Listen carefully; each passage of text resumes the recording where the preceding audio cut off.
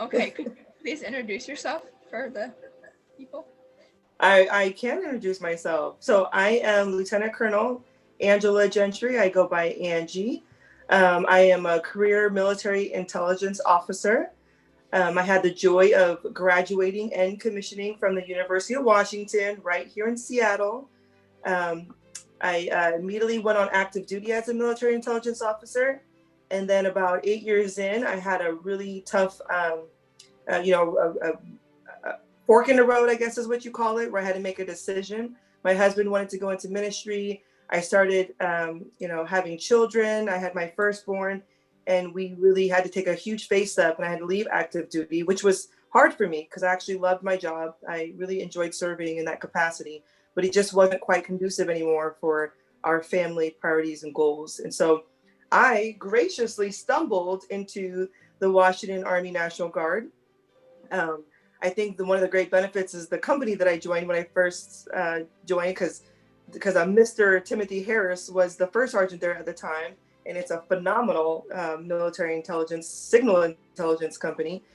So I started my journey there in the Washington Army National Guard, and goodness gracious, that was back in 2008. And so here it is, 2020, and I just hit 20 total years of uniform service a couple of months ago. It's pretty insane to think that that much time has gone by. I will say also that I am the wife of an amazing pastor. Our church is in Lakewood, and I'm the mother of three beautiful children. I have a Kaya, who's the age of 10, Danya, she is the age of 12, and then my young freshman, 14-year-old, Micah. Wow. Okay, that's very cool. Thank you. So with your experience and outlook, what does Veterans Day mean to you? Oh goodness. So if I'm being completely honest, I will say, admittedly, I did not really consider Veterans Day when I was your age, when I was young growing up. I really didn't take a whole lot of time of reflecting on it. One of the great benefits of the post 9/11 era, I feel, is that, we put far more emphasis and allow ourselves to take this moment to breathe and truly soak in what Veterans Day means. So for me in particular, it wasn't until I was about 23 years old, standing in the deserts of Iraq, almost literally in my father's shoes, right? Technically boots, where I finally stopped to realize, like, oh my gosh, like this is what it truly means to serve your country and to live a life of sacrifice for others, right? And I hate admitting that because I really felt like I should have been more grateful for my father's service as a young child, but it just really didn't quite click yet. And so um, it's that I call it that magnificent reality. It was a reality for me that the joy of serving your country, your countrymen, and a purpose way much, just much more greater than yourself. That's horrible English, but much more greater than yourself. And then to look around at the people that you're serving with, and to see like that passion and drive that they have, to be successful even in what we do, knowing that they're away from their family, they're away from their friends, their comforts of life, because sometimes what we have to do takes us to the scariest places of the world, right? And so that appreciation for that level of what it means to truly commit and sacrifice for this country was mind-boggling to me, and I've tried to cherish that ever since.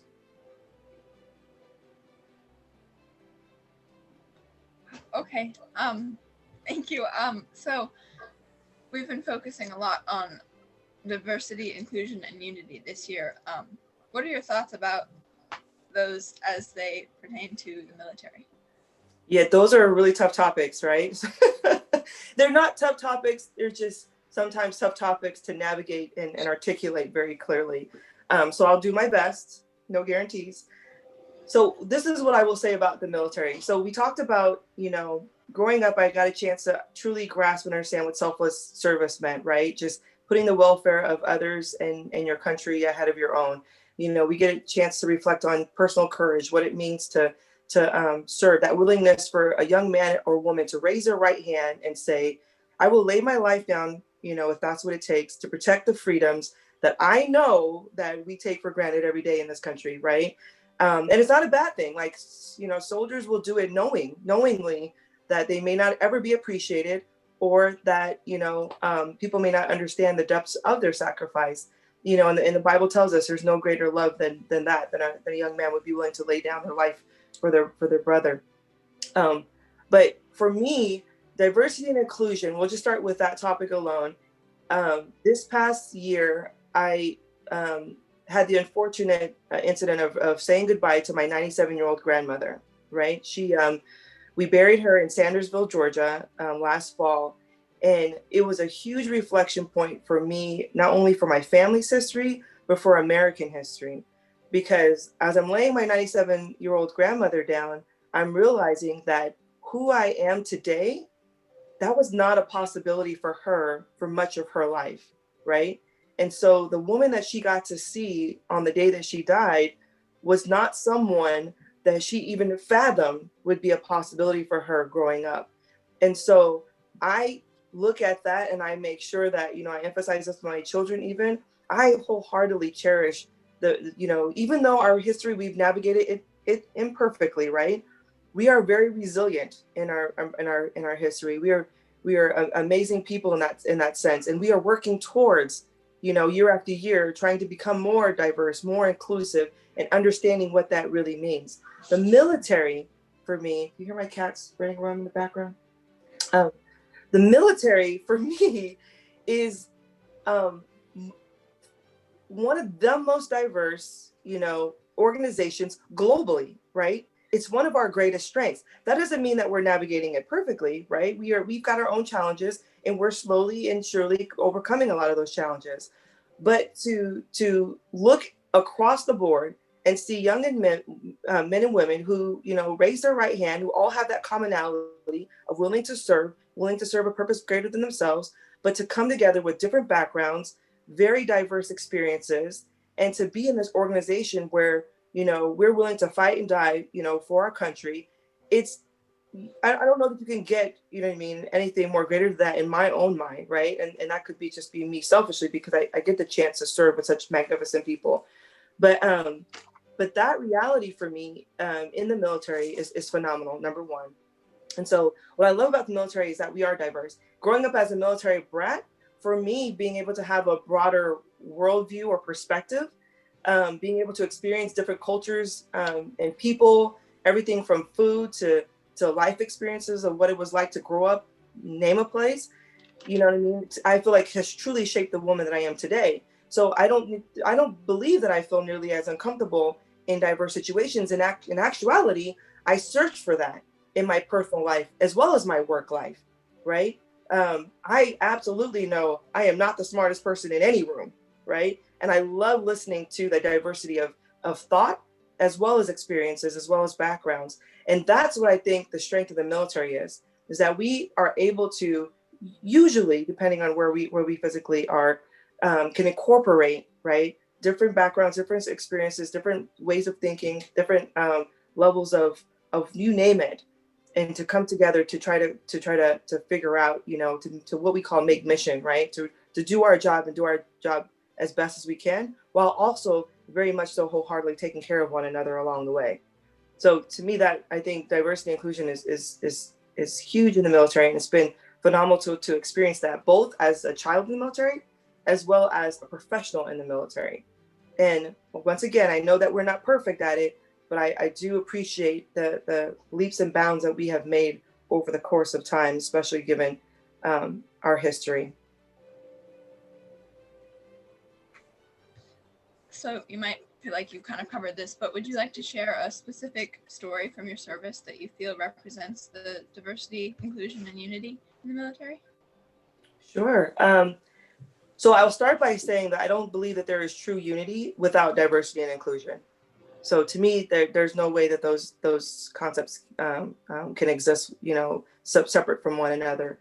I could very easily, talk about negative things, and I'm going to be very purposeful about not doing that for a couple of reasons. Being a female in a male-dominated field, being, African American as well as Asian American, I'm a minority of minorities in my career field. And I've absolutely have experienced sexism, racism, bigotry, bias, you name it, right? I've absolutely experienced those things. But what I choose to focus on as a life goal is not allowing anyone to make me feel like I'm being held back for being any of those things, but how I can push forward so that we can achieve more diversity, so that we can achieve what inclusion means. Because the non-existence of someone like me, you know, doesn't bring about change, right? But being willing to step out of your comfort zone and be in those career fields sometimes, or those professions, or those jobs that people don't automatically assume that you should be a part of, you know what I mean? Or may not feel comfortable because you don't have a whole lot of people that look or think or talk like you. To me, that's fine. You know what I mean? Because I like the challenge of someone like you, Maia, saying, wow, if that crazy woman can do it, then I can do this too, you know? Because we need the Mayas of the world in our military. We need your brilliant mind, your background, your experience to make us a more wholehearted and beautiful organization, right? That's what creates the environment, you know, that serves our people to the best way possible that it could serve.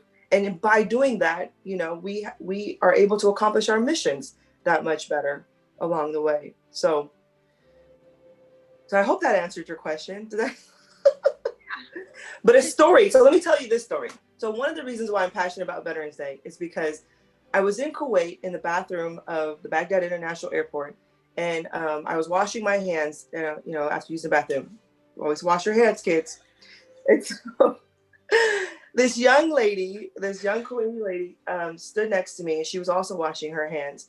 And and I didn't realize it, but my husband had sent me a WWJD bracelet, and you know, a decade plus ago, that was a really popular thing, right? Before text language, it meant "What would Jesus do?" Right? Because you know we're Christians, and it was comforting to my heart to have something like that with me. You know, usually hidden in my BDUs, but it had slipped out. And so she looked over and she's like, "Oh my gosh," you know. She touched my sleeve real quick and she said, "You're a Christian." And I said, "You know, I am." You know, and I got nervous for a second because like my mind went automatically to like force protection, all these military things that, you know, we worry about. But in actuality, she, you know, and I could only see her beautiful face. And she's like, "Oh my gosh, I'm a Christian too." And we spent like a good, you know, 10 minutes just talking about the fact that she's a Christian. She can't openly proclaim her religion. She would be completely outcasted from her family, from society. There is a group of, you know, a handful of people that meet very quietly in the corner of someone's home, you know, so that they can pray and worship to the God that they believe in. And that was like mind boggling to me as a young woman. Like, wow, like I know I take freedom of religion in my country for granted so easily, you know, and to hear someone with such passion get so excited just to see someone that is able to openly, you know, practice their religion was oh my goodness. I can't express it. It's one of my favorite stories to share because of that reason. And then one day we were traveling downtown in the city of Baghdad, where this you know, when we every once in a while when we halt, of course, the little kids come running towards the Humvees, right? And I had stepped out for a second, and my signals intelligence, he was also a linguist, he was Arabic linguist, was with me, and this little girl ran up to me and she just started rattling off in Arabic, right? It's not my specialty. But he graciously translated and said, "Ma'am, what she said was, just looking at you, just seeing you gives her hope," right? And I want to cry just talking about it, because for some little girl in a distant country who can just look at you, the symbolism of what you represent, and to say that you give her hope, shattered my spirit, right? It just completely shattered my spirit.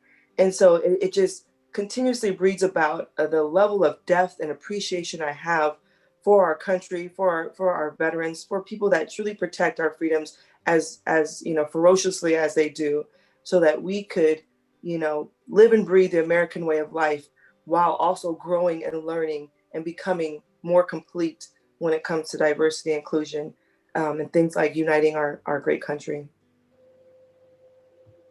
Well, thank you for sharing that one. That's so interesting.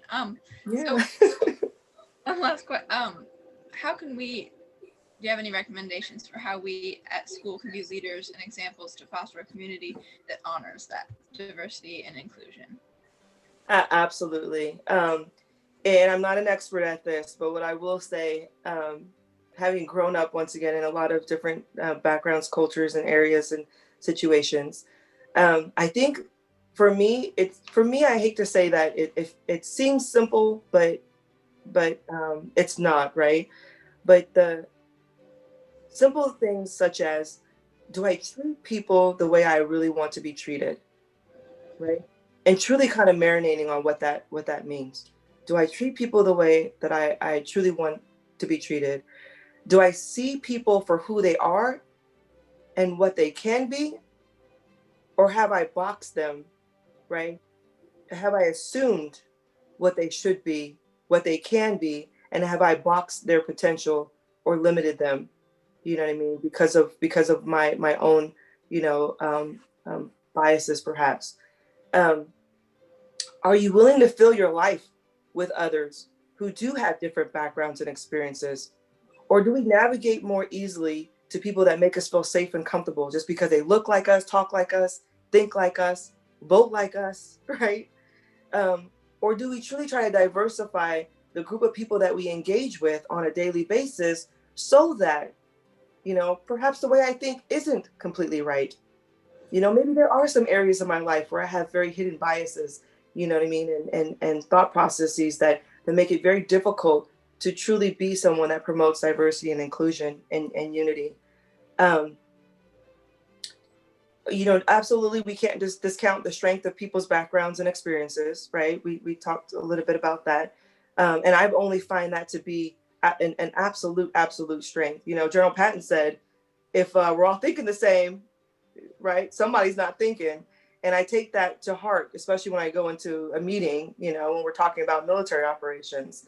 If everyone's agreeing with you, you know, and Mr. Harris will tell you, like, I'm all for it pulling off rank. Like, let's not let rank fool you. I don't want to hear someone tell me things that make me feel good about myself or good about my plan. If my plan is jacked up, please feel free to tell me. And luckily I have people like Mr. Harris that are willing to do so. But I will also say that two key things. I think we have to learn to listen. You know, and I challenge myself with this a lot because sometimes what people are saying we don't always hear them.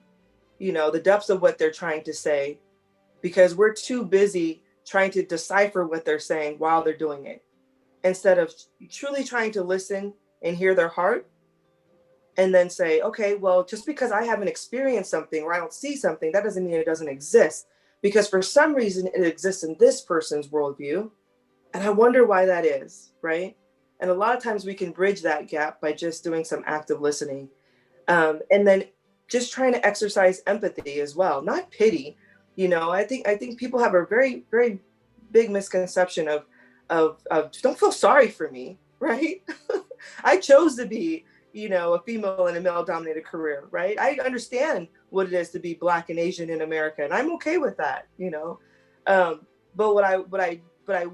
but what we can do is try to empathize that my experience may not be your experience, right? Not everybody's going to see me the way that they see you, and let's figure out how we can bridge the gap. You know what I mean? To get past all that and still be successful and still lift one another up and still encourage each other, you know, for greater success, you know, and doing what's right, you know, for mankind to our left and to our right. And so I think those are really big and key for me.